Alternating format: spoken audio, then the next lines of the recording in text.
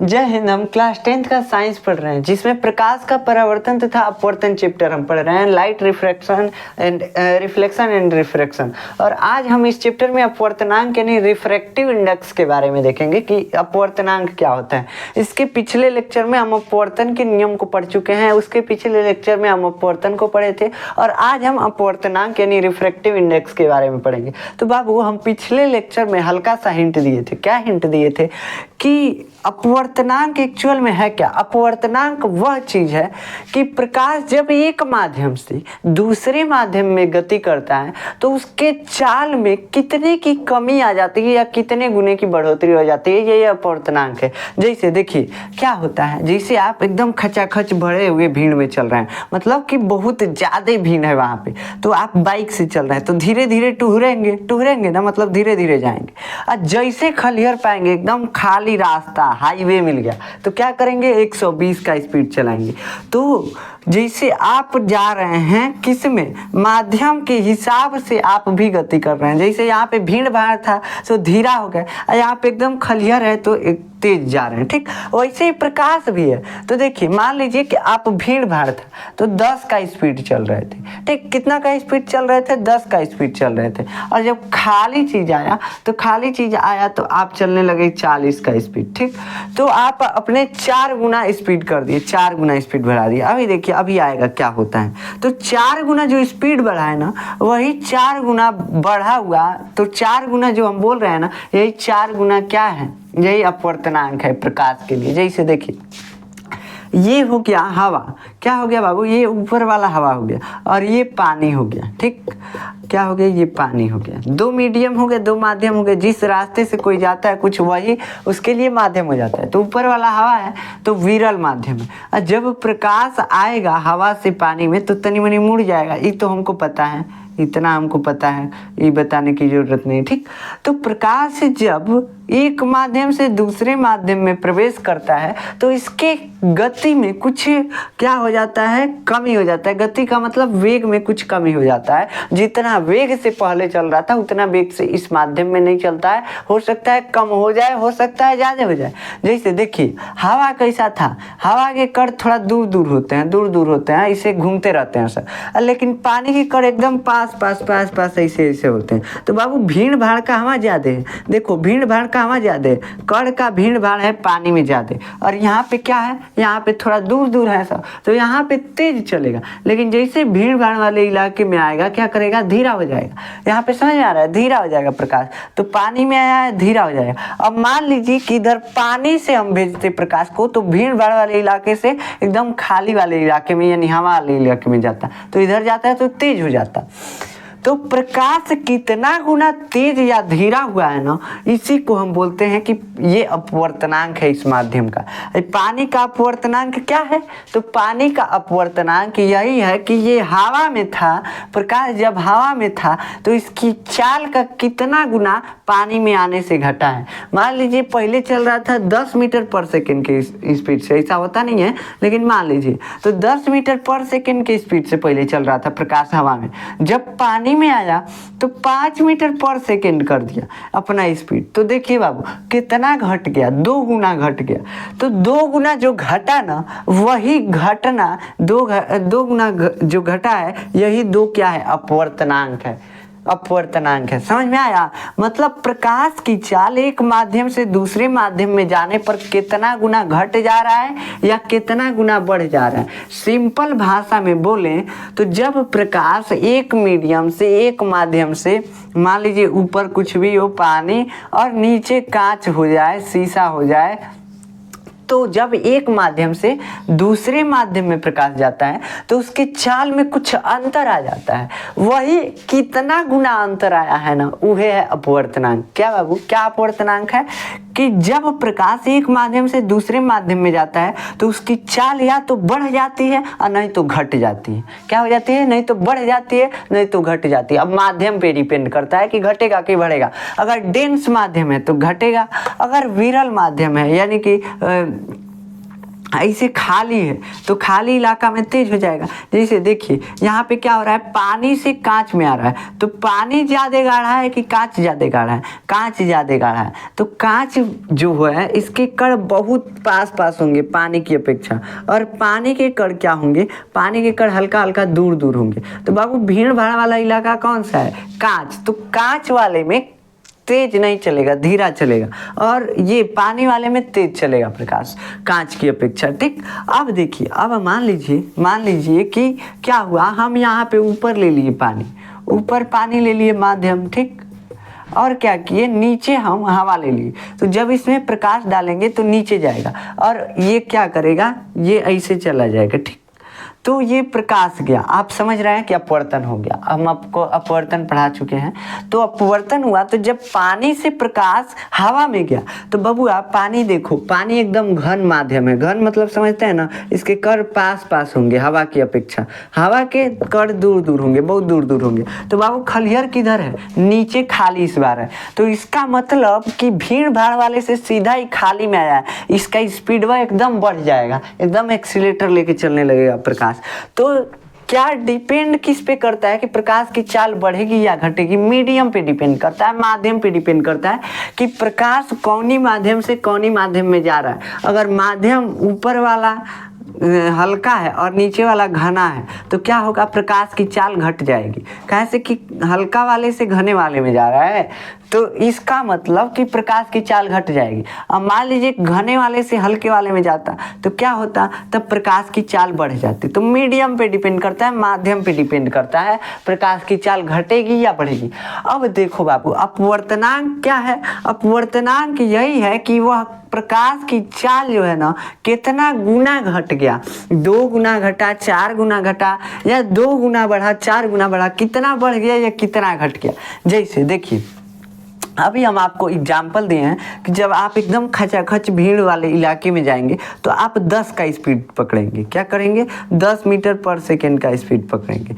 और जैसे एकदम खलिहर पाएंगे क्या करेंगे? 40 का स्पीड पकड़ लेंगे। क्या करेंगे? 40 का स्पीड पकड़ लेंगे। तो बाबू अपने स्पीड को आप कितना बढ़ा दिए, कितना बढ़ा दिए, कितना गुना बढ़ाए हैं? 4 गुना। देखिए ना, 4 गुना बढ़ाए हैं। इसका मतलब हम 4 गुने 10 लिख सकते हैं बराबर 40 लिख सकते हैं ना, कि मतलब कि 40 जो है 10 के 4 गुना है, 40 जो है 10 के 4 गुना है, यही ना हम लिखे हैं। तो बबुआ 4 गुना क्या है? जो 4 गुना हम बढ़ोतरी किए हैं तो 40 स्पीड हुआ है, वही है 4 गुना। ठीक, इतना तो समझ में आ गया कि 4 गुना का मतलब क्या होता है? गुना का मतलब गुणा कर देना होता है। तो कितना गुना बढ़ाए हैं? तो कितना गुना बढ़ाए हैं बाबू? 4 गुना बढ़ाए हैं, तभी तो 40 हुआ है। तो जब गुना करेंगे तो इधर भी 40 आ जाएगा, इधर भी 40 आ जाएगा। यानी कि 40 की स्पीड को हमको अचीव करने में 4 गुना स्पीड हमको बढ़ाना पड़ा है। ठीक, यही ना कर रहा है। अब मान लीजिए हमको मालूम ना रहता कि कितना गुना बढ़ाए हैं, मान लीजिए मालूम ना रहता कितना गुना बढ़ाए हैं, तब क्या करते? तब हमको यहाँ पे कुछ मालूम नहीं है कितना गुना बढ़ाए हैं, तो यहाँ पे दे दीजिए क्वेश्चन मार्क। क्या करेंगे? Question mark.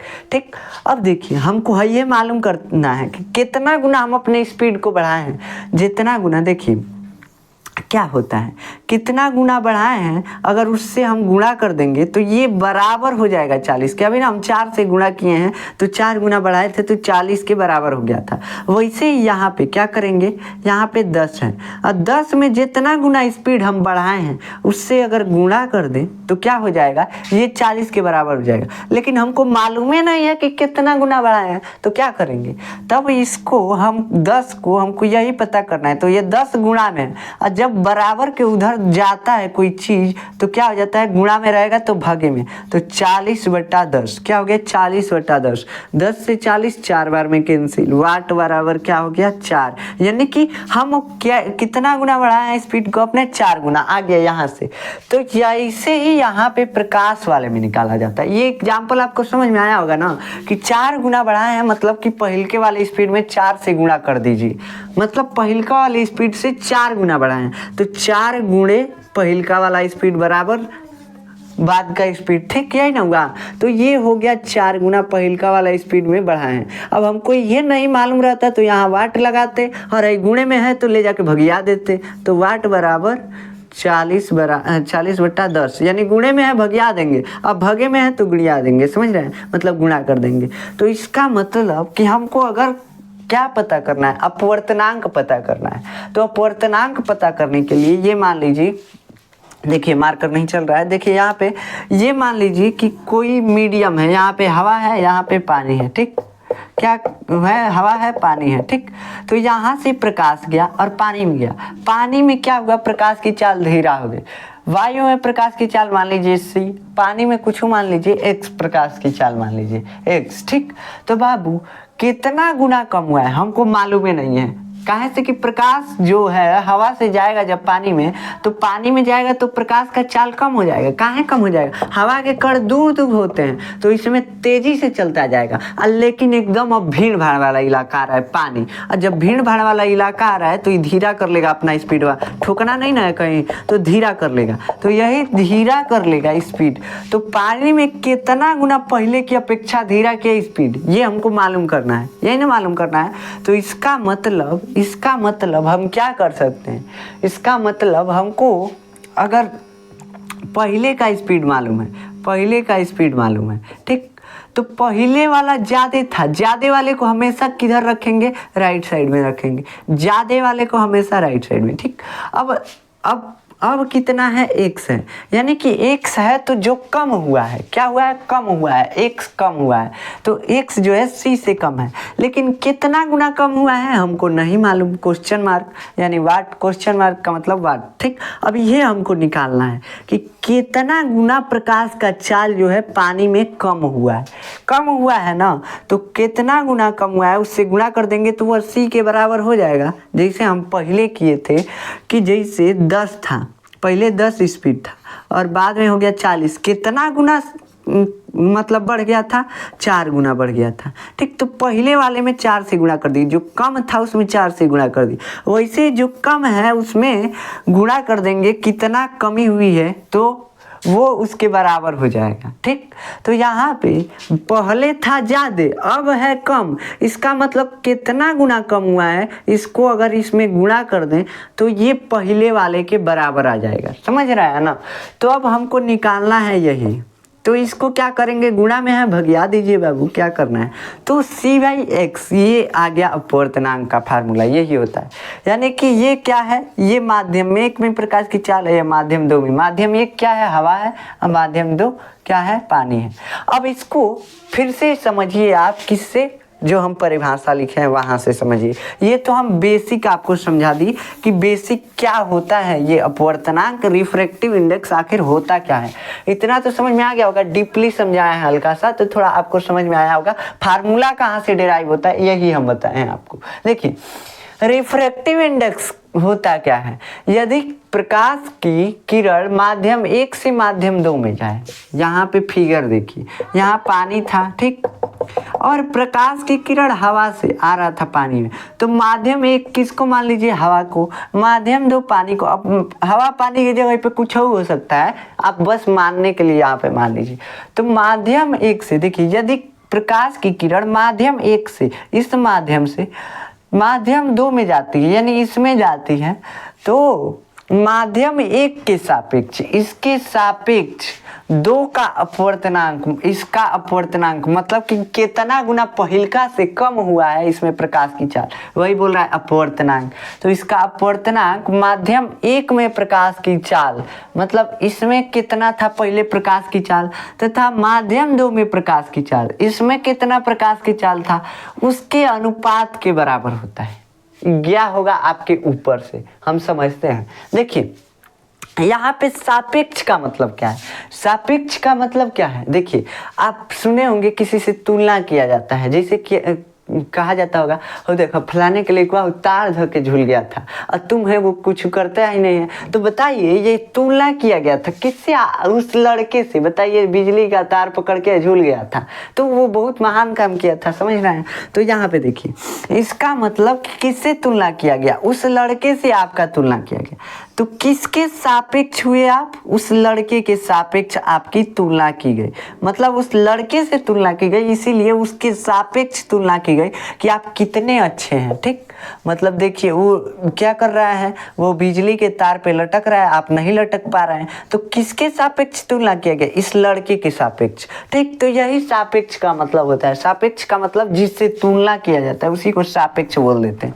ठीक, तो देखिए हम किससे तुलना कर रहे हैं? पहिलका वाले से, पहिलका वाले माध्यम से प्रकाश की चाल दूसरका वाले माध्यम में कितना घटा चाहे कितना बढ़ गया, यही ना है। तो यही दूसरका वाले माध्यम में ही हम देख रहे हैं कि प्रकाश की चाल जो है पहिलका वाले से कितना घटा या कितना गुना बढ़ गया। बस यही है हमारा कॉन्सेप्ट ये अपवर्तनांक का। ठीक, तो अब क्या करें? अब है यदि प्रकाश की किरण माध्यम 1 से माध्यम 2 में प्रवेश करती है तो माध्यम 1 के सापेक्ष, मतलब इसकी तुलना में माध्यम 2 का अपवर्तनांक, इसमें कितना प्रकाश की चाल की कमी हुई, चाल में कमी हुई, कितना गुना कमी हुई या कितना गुना बढ़ोतरी हुई में प्रकाश की चाल माध्यम 1 में प्रकाश की चाल, यानी कि माध्यम इसमें पहले कितना था प्रकाश की चाल और दूसरे में कितना था, इसके अनुपात के बराबर होता है। समझ में आ रहा है ना कि क्या कह रहा है कि इसके सापेक्ष इसका अपवर्तनांक, मतलब कि इसमें जो प्रकाश की चाल था, इसमें जो प्रकाश की चाल था, तो माध्यम 2 में 1 के सापेक्ष, मतलब हवा के सापेक्ष पानी में प्रकाश का चाल कितना घटा चाहे कितना बढ़ा, ये इसके बराबर होता है कि माध्यम 1 में प्रकाश की चाल। मतलब इसको अगर निकालना हो, इसको पता करना हो हमको, तो हमको पता करना पड़ेगा कि पहले यानी हवा में कितना प्रकाश की चाल था और पानी में कितना प्रकाश की चाल था।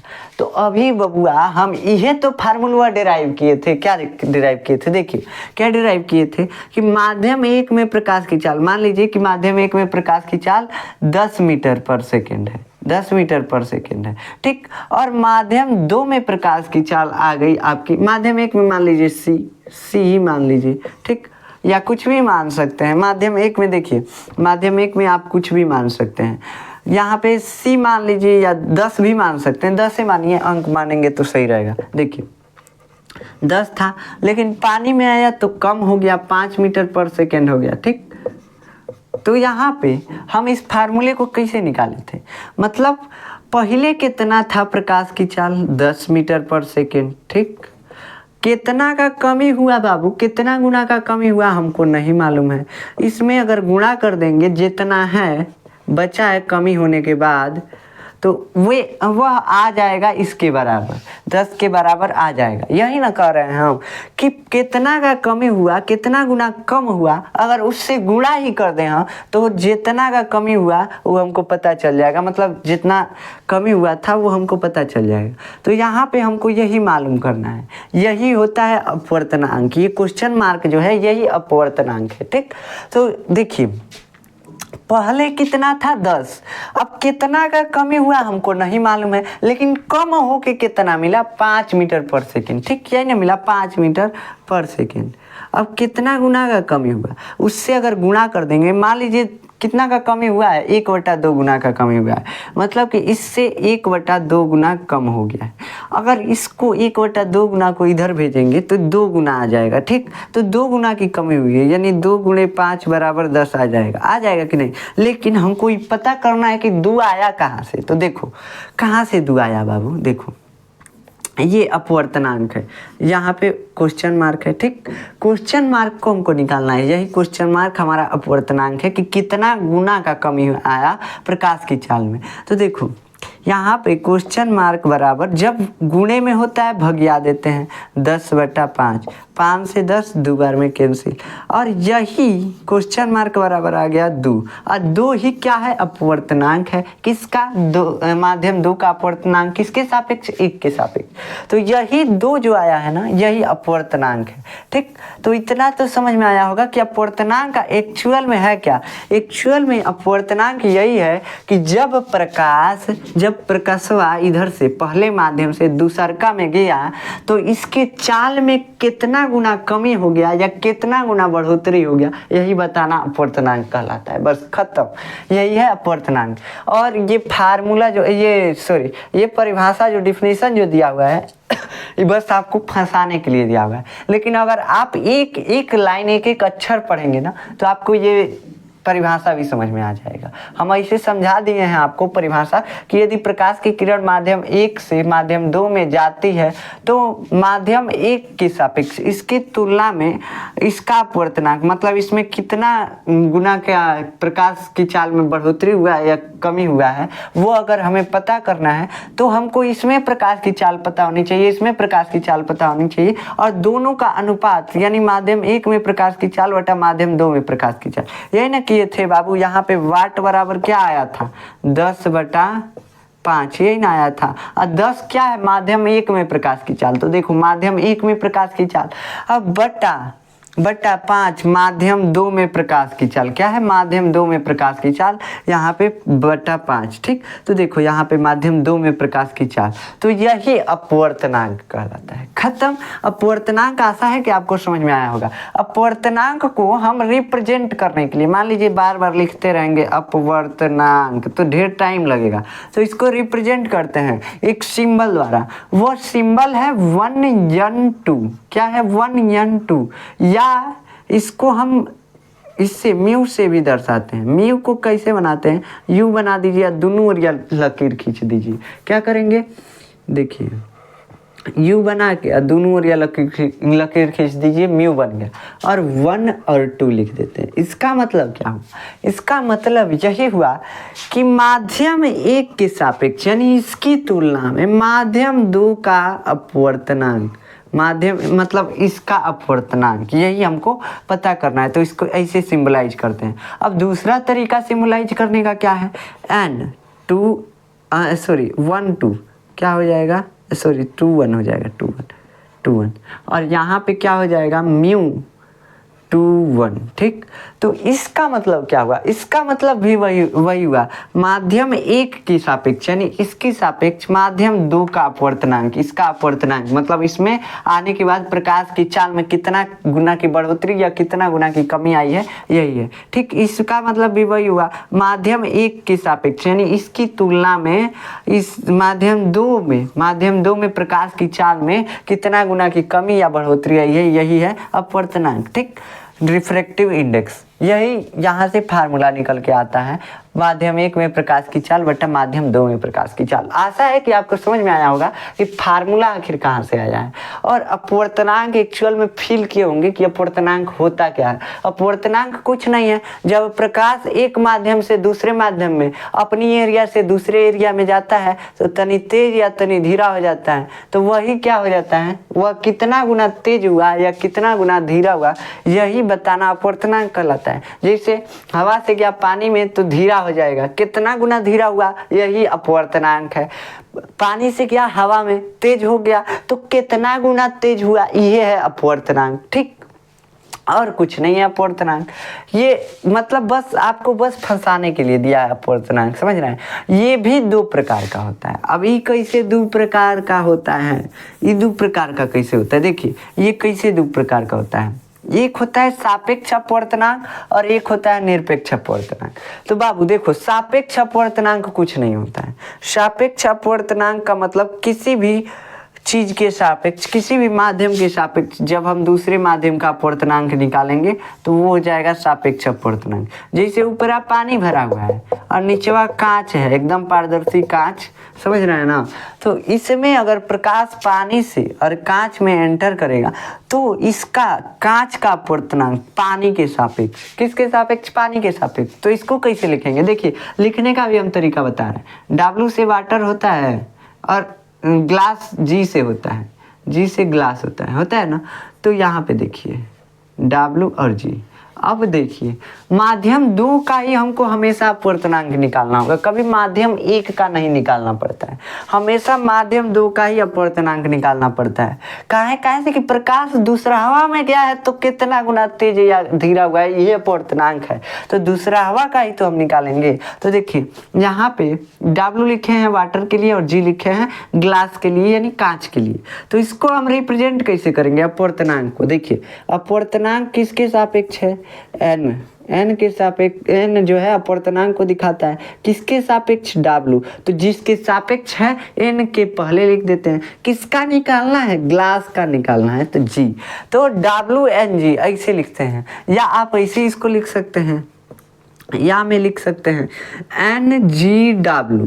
क्या लिख सकते हैं? NGW। लेकिन है थोड़ा डिफिकल्ट लगता है, ये लिखिए। देखिए पहिल का माध्यम n लिख दीजिए, फिर दूसरे का माध्यम, खत्म बत्ती है। देखिए पहिल का, अब बिचवा में बस n लगा दीजिए। क्या कीजिए? बिचवा में बस n लगा दीजिए, पहिल का n और दूसर का, खत्म बात। तो इसको रिप्रेजेंट करने के लिए W, बस कोई दिक्कत नहीं है। देखिए W N और G, यही हो गया माध्यम यानी कि वाटर के सापेक्ष ग्लास का अपवर्तनांक, यही हो गया इसका मतलब। ठीक, तो इसको इसे रिप्रेजेंट करते हैं, आप समझ रहे होंगे। ठीक, तो आशा है कि ये अपवर्तनांक आपको समझ में आ रहा होगा कि अपवर्तनांक है क्या, एक्चुअल में इसको रिप्रेजेंट कैसे करते हैं और इसको मतलब सॉल्व कैसे करेंगे। यह देखिए, अब यह 2 प्रकार का होता है, एक होता है सापेक्ष अपवर्तनांक, एक होता है निरपेक्ष अपवर्तनांक। सापेक्ष अपवर्तनांक क्या होता है? निर्वात या वायु को छोड़कर, है जो ऊपरा वाला माध्यम है ना, ये निर्वात या वायु को छोड़कर अगर कुछ और ही होगा तो उसके सापेक्ष जब ग्लास का या किसी भी चीज का अपवर्तनांक निकालेंगे तो वो होगा सापेक्ष अपवर्तनांक। नहीं समझ में? जी देखो बाबू, यहाँ पे क्या हो रहा है, हम वाटर के तुलना में ग्लास का अपवर्तनांक निकाल रहे हैं। क्या है? सापेक्ष अपवर्तनांक है। किसके सापेक्ष? वाटर के सापेक्ष। वाटर से यानी पानी से तुलना किए हैं, लेकिन यहाँ खलियर रहता है, कुछ ना होता, तो इसको क्या बोलते हैं? निरपेक्ष अपवर्तनांक। काहे से कि कुछ ना का मतलब वैक्यूम होता है, वैक्यूम मतलब कि क्या होता है? निर्वात होता है। निर्वात का मतलब ऐसा जगह जहाँ हवा ना हो, हवा भी ना हो, एकदम पाताल लोक, एकदम वीरान हो, समझ रहे हैं ना? तो वीरान जगह को हम क्या बोलते हैं? ये निर्वात है, वहाँ पे हवा भी मौजूद नहीं होता है। तो अब अपवर्तनांक ऊपर वाले का लगभग 1 आता है। 1 मतलब कि प्रकाश की चाल क्या हो जाता है? प्रकाश की चाल, मान लीजिए जितना चाल से आ रहा था निर्वात, कुछ नहीं है, तो कुछ नहीं है जब, तो एकदम जब अपन स्पीड पकड़ेगा तो स्पीडे में आएगा, कभी अपना स्पीड धीरा ही नहीं करेगा। लेकिन जैसे यहाँ पे ग्लास में आया, कांच में आया, अपना स्पीड बदल देगा। तो कितना स्पीड बदला पहले की अपेक्षा, यही निरपेक्ष अपवर्तनांक कहलाएगा। किसकी अपेक्षा? निर्वात की अपेक्षा। निर्वात क्या है? कुछ नहीं है, खलियर है, एकदम खाली है, कुछ नहीं है, हवा भी नहीं है, यहाँ हवा पानी कुछ नहीं है, खाली है, तो उसी को निर्वात बोल रहे हैं। तो निर्वात का मतलब कि बस इसी का अपवर्तनांक निकालना है। किसके सापेक्ष? खाली के सापेक्ष। खाली क्या है? कुछ नहीं है, जहां वहां खाली है। ठीक, तो खाली कुछ नहीं का मतलब कुछ नहीं के सापेक्ष इसका अपवर्तनांक। तो बताइए कुछ नहीं है, उससे आपका तुलना कर रहे हैं, तो तुलना हो पाएगा नहीं, तो इसलिए निरपेक्ष मतलब कि इससे तुलना नहीं किया जा रहा है लगभग। तो यहाँ पे देखिए, निर्वात के सापेक्ष या वायु के सापेक्ष जब हम किसी भी माध्यम का अपवर्तनांक निकालेंगे तो सापेक्ष अपवर्तनांक कहलाएगा। नहीं समझ में आ रहा है? देखिए निरपेक्ष अपवर्तनांक और सापेक्ष अपवर्तनांक में अंतर क्या है? निरपेक्ष अपवर्तनांक जब ऊपर वाला माध्यम निर्वात हो या वायु हो। अब निर्वात या वायु दोनों को हम काहे ले रहे हैं? निर्वात तो समझ में आ रहा है, खाली है। निरपेक्ष का मतलब किसी से तुलना ना किया गया हो, अकेले मतलब स्वतंत्र रूप से हो, समझ रहे हैं ना? वो कहे कि ना हमारा अकेले बताइए, उससे कहे तुलना करके बता रहे हैं, अकेले बताइए हम कैसे हैं। तो वैसे ही यहाँ पे निरपेक्ष का मतलब होता है अकेले का, मतलब अकेले के साथ तुलना। तो यहाँ पे देखिए, यहाँ पे है निर्वात का मतलब यहाँ कुछ नहीं है, और हवा हो सकता है हवा हो, निर्वात या वायु, मतलब यहाँ पे होना चाहिए कोई एक, और यहाँ पे कुछ भी हो, मान लीजिए ग्लास, वाटर, कुछ भी मान सकते हैं, हम यहाँ पे वाटर मान ले रहे हैं, ठीक। तो देखिए ऊपर क्या है, ऊपर निर्वात यानी वैक्यूम या एयर है, तो इन दोनों में प्रकाश की चाल जो होती है लगभग सेम होती है, 3 × 10⁸ मीटर पर सेकेंड, दोनों में लगभग होती है, ठीक। तो देखिए निर्वात तो समझ में आ रहा है, मतलब कुछ नहीं के सापेक्ष इसका अपवर्तनांक निकाल रहे हैं, तो कुछ नहीं के सापेक्ष मतलब इसी का खाली है, बस इसी का तो है, तो कोई अगर नहीं है उससे तुलना कर रहे हैं, बताइए कोई है ये नहीं है, यहाँ पे खाली है, कुछ है ये नहीं है और उससे तुलना कर रहे हैं, तो कुछ नहीं है इससे तुलना कर रहे हैं, मतलब बस इसी का अपवर्तनांक निकाल रहे हैं, निरपेक्ष है, इस किसी से तुलना ही नहीं किया जा रहा है, इसका मतलब ये हुआ। तो बाबू यानी कि यहाँ पे वैक्यूम ही होना चाहिए, कुछ नहीं होना चाहिए, लेकिन यहाँ पे हवा आ जा रहा है, बार बार हवा आ जा रहा है, कह रहे हैं कि वैक्यूम या एयर के सापेक्ष जब निकालेंगे तो उसको बोलेंगे निरपेक्ष अपवर्तनांक। निरपेक्ष अपवर्तनांक का मतलब कि जो किसी से तुलना करके ना बताया जाए तो वही अपवर्तनांक निरपेक्ष अपवर्तनांक कहलाता है। जैसे मान लीजिए प्रकाश का चाल हरदम कितना होता है, 3 × 10⁸ मीटर पर सेकेंड, इतना ही ना होता है, तो अब इससे वह कितना गुना कम हुआ, अपने वास्तविक चाल से किसी माध्यम में प्रवेश करने के बाद कितना गुना कम हुआ इसका चाल, यही होता है निरपेक्ष अपवर्तनांक। तो ये वास्तविक चाल है, इससे तेज नहीं चल सकता है, प्रकाश सबसे तेज यही होता है 3 × 10⁸ मीटर पर सेकेंड। अब इससे धीरा होगा तो कितना गुना धीरा हुआ, किस माध्यम में गया, तो देखिए इसीलिए मतलब कि कितना गुना धीरा हुआ, तो ये किसी के सापेक्ष है नहीं, कैसे कि प्रकाश का चाल जितना था उतना ही है, जैसे इसमें गया किसी के सापेक्ष नहीं है, अपने आप पे धीरा हो गया, ठीक। अब तीसरका माध्यम में जाता तब तीसरका माध्यम में दूसरे के सापेक्ष होता, समझ रहे हैं ना, मतलब किसी से तुलना इसका नहीं किया जा रहा है, जितना था उतना ही ऐसे ही आ रहा था प्रकाश, ठीक। मतलब कि समझ रहे हैं ना, देखिए किसी से यहाँ पे किसी माध्यम से तुलना कर रहे थे, यहाँ पे कोई माध्यम ही नहीं है तो तुलना किससे कर रहे हैं, किसी से नहीं। यहाँ पे देखिए खाली है, निर्वात का मतलब क्या है, खाली है, तो खाली से तुलना कर रहे हैं किसी भी माध्यम का, तो मतलब कि तुलना ही नहीं कर रहे हैं, तो तुलना न करके प्रकाश की चाल में कितना का कमी आया, वास्तविक चाल से कितना कमी आया, यही होता है निरपेक्ष अपवर्तनांक।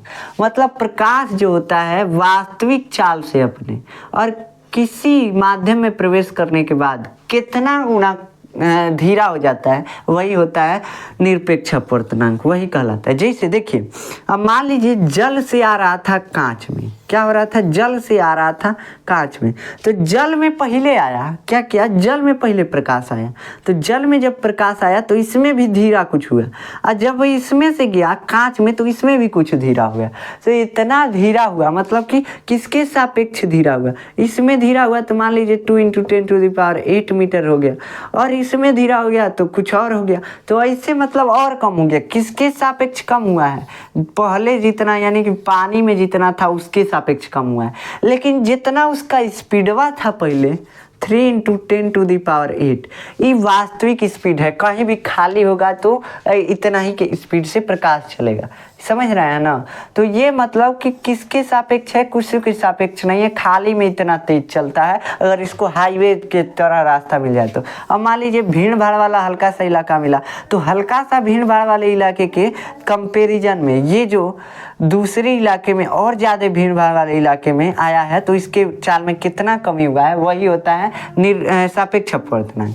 देखिए कंफ्यूज हो जा रहे हैं आप, देखिए यहाँ पे क्या है, निरपेक्ष अपवर्तनांक क्या है, जब निर्वात या वायु के सापेक्ष किसी भी मीडियम का अपवर्तनांक निकाला जाता है तो वही निरपेक्ष अपवर्तनांक कहलाता है।